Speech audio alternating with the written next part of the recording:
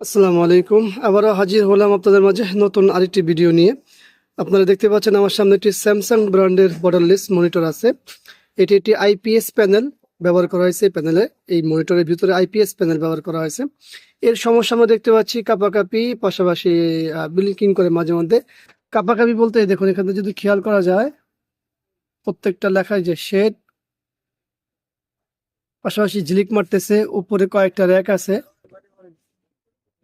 এই যে already rack আছে, আবার চলে যায়, আবার ঝিলিক মারে। তো মূলত হচ্ছে এটা ফ্লিকিং সমস্যা। তো বর্ডারলেসের মনিটরে কিন্তু এই সমস্যাটা সবচেয়ে বেশি দেখা যাচ্ছে ইদানিং। আর এই মনিটরটিতে প্যানেলের সিগনেচার আছে। প্যানেল সিগনেচার কোথায় জানি দেখলাম, এই যে প্যানেল সিগনেচার। তো সবাই খেয়াল রাখবেন যে সিগনেচারওয়ালা প্যানেলটি রিপেয়ার হয় কিনা। এই ভিডিওটি যারা দেখছেন তাদের উদ্দেশ্যে বলছি, এই ভিডিওটি শুধুমাত্র যারা ব্যবহারকারী আছেন তাদের উদ্দেশ্যে তৈরি করা, কোনো টেকনিশিয়ানদের জন্য নয়। তো দেখছেন সময়ের সাথে সাথে আরো বাড়তেছে, সমস্যাটা কত বাড়তি হচ্ছে। তো চলুন আমরা এই মনিটরটি রিপেয়ার করার চেষ্টা করব। তো ব্যাকপার্টটি খুলি, তারপরে দেখি। আগে ব্যাকপার্টটি খুলতে আমাদের দেখতে হবে কিভাবে করব। HDMI, VGA, DC port in. মনিটরটি খুলতে হলে আমাদের খুলতে হবে এই সামনের পার্ট দিয়ে, এইখান দিয়ে খুলতে হবে। তো এটা খোলাটা অনেকটাই রিস্ক আছে। যারা ব্যবহারকারী আছেন তারা কখনোই এই এই জিনিসটা করার চেষ্টা করবেন না, এতে আপনার প্যানেলটি ভেঙে যাওয়ার সম্ভাবনা থাকবে। তো চলুন আমরা ব্যাকপার্টটি আমি খুলেছি। এই হলো সার্কিট বোর্ড, আর এটা ত্রিকোণ বোর্ড আমাদের। এখানে আমি অলরেডি দেখতে পাচ্ছি কাজ করেছে আগে, এই যে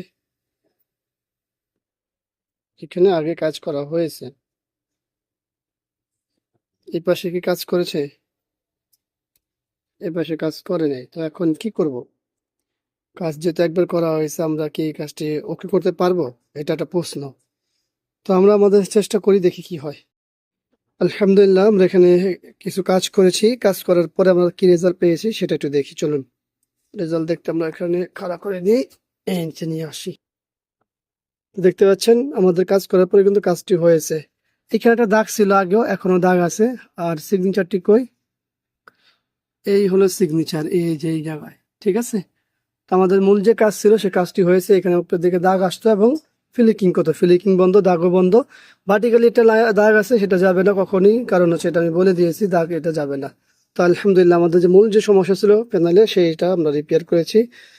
আশা করি ভিডিওটি আপনাদের ভালো লাগবে। ভিডিওটি ভালো লাগলে লাইক, কমেন্ট, শেয়ার, অবশ্যই অবশ্যই আমাদের এই চ্যানেলটি সাবস্ক্রাইব করবেন। আর আপনাদের সমস্যা হলে আমাদের সাথে যোগাযোগ করবেন। কিভাবে? আমাদের দেওয়ার নাম্বারে হোয়াটসঅ্যাপ, ইমো, আপনারা নক করলে আমাদের উত্তর পাবেন ইনশাআল্লাহ। তো আপনাদের যে কোনো সমস্যা আমরা সমাধান করার চেষ্টা করবো ইনশাআল্লাহ। আজকের মতো এখানেই বিদায় নিচ্ছি। আল্লাহ হাফেজ। আবারও দেখা হবে অন্য কোনো বিষয় নিয়ে। আসসালামু আলাইকুম রহমতুল্লাহ বরকাত।